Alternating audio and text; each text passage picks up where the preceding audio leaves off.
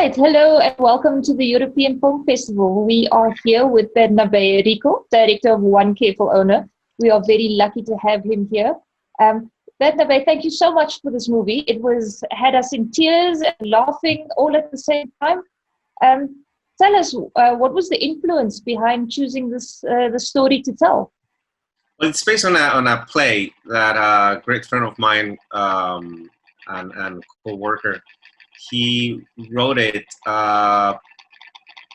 10 years ago, and then I saw it live on a stage, and I thought it was so powerful that by the time I wasn't looking for a script or anything to put up my first feature, it was just as a producer, I thought I wanted that to be made into a film. So I got with my co-producer Olmo Figueredo, and we got the rights for to make it a script, and then we started looking for a director. And after 2 years, and we couldn't find the right director, and so my co-producer said, "You know what? I really think this should be your first feature." And then I had never really thought about in those terms. So I started becoming convinced about being my first feature film, and then with Juan Carlos Rubio, who's the writer of the play, we started working together to make it a script.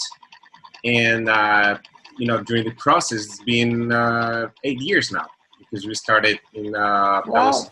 that was in 2012 when we first tried to get a new director. Then in 2014 it was when I took on the project as a director. Then, being my first feature, it was hard to get all the financing in place. Finally, we made it happen by the end of 2018, and we started shooting in the early 2019. Then 2020 was ready for launching, and then the big pandemic, the coronavirus, just came through and swept us all. So it's been quite a Yeah. journey. That's fantastic. And how did you feel being a director and a producer and a co-writer? Did you find that there were any kinds of conflicts for you to be the director and the producer? Well, actually no, but I can understand there's ground for a lot of troubles if you don't have the functions of every single person really established. And in my case, I took a step back as a producer. Even though I was co-producer, I led to get all those functions carried out by the main producer, Olmo. So I felt very much backed up by him, and so he was working on that side, and I gave him full power.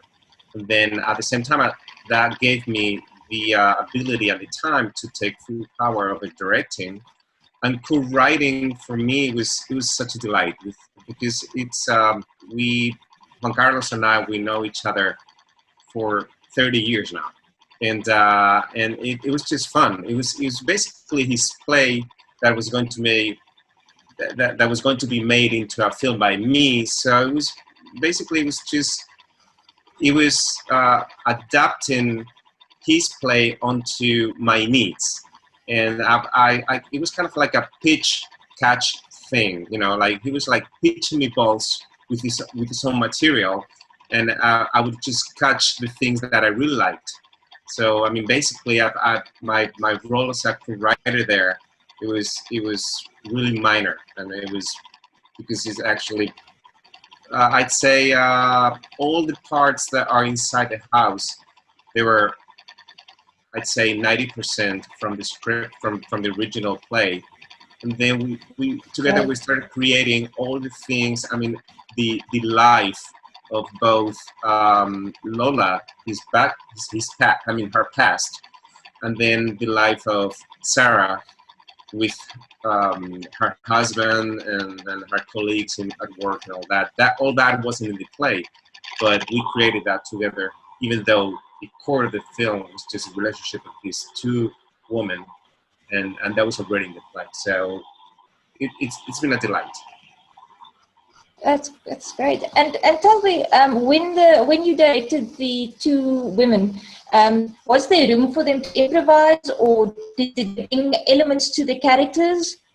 You have a fantastic cast, and they did such a lovely performance. But was there scope for them to play with the characters? Was the what? Scope, space for them to play, to improvise, to add to the characters. Actually, I've known Kitty from. I've known her for a very long time. We worked together as actors. Actually, I played her lover in a play about 15 years ago, and and since then we've worked together in other films. I produced a film that she starred and plays, and so and also we had a friendship, and so I knew all the things that I could get from her, and actually I suited the role so that she could play it, because in the original play the character Lola, she's in her 80s, she's in her late 80s, so I knew she wasn't. I mean, she wasn't. By the time, she wasn't even 70. I mean, she's not 70. She's in her 60s. And so I realized, if I can lower down the age of the character, and I could raise up the age of the actress, by makeup and characterization and acting, then she could. I know that she can hit the role, just nail it, because she had all the charisma and she has all the wittiness, and she's funny, and she had all the traits that the character needed. And then Sarah, I mean Juana, I never thought of her, but I was looking for another actresses that I knew, and then but I couldn't find them. I couldn't find her because either she was busy or whatever, and then I offered her a role in a play, and she said she couldn't. She liked it, but she couldn't do it because of her time schedule, and because of her work. She had to work in another thing, series and stuff, and then at the end of the telephone conversation, she said, "But please have me in mind." And then I hang up and I said, "Have me in mind." I mean, like, okay, yeah, actually, I have this in my mind right now. I have this film that I'm, and I don't have one of the main characters. And then I talked to Olmo Figueredo and my producer, and I said, "Hey, how about Juana for this role?" I said, "I think it should be terrific." And then we offered it to her and realized she and Kitty had worked together in another film, and they liked each other, and they had a go at each other. I mean, they really were eager to work together.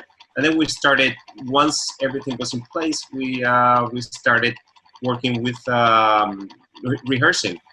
We took our days, and that was a gem, to be able to have the time and the willingness of these two actresses to build this relationship before going into filming, because it was already there.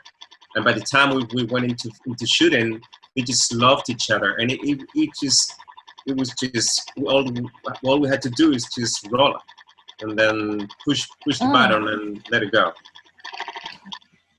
Stunning. I wanted to ask you about the costumes. In one of the reviews here in South Africa, spoke of Red Riding Hood. the story of the story of Red Riding Hood and the grandmother wolf.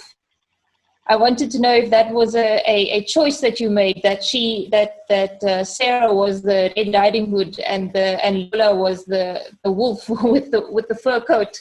Can you tell us about the costumes and how that related to the metaphors that you were telling? Well,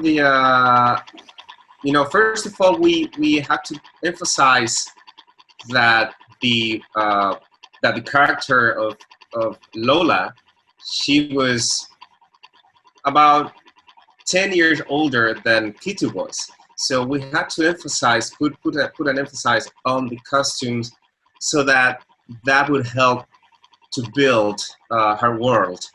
And that's why her costumes are kind of like, they're kind of like the customs that you would think that you would have of a person that's been all the time living, most of the time living inside a wardrobe.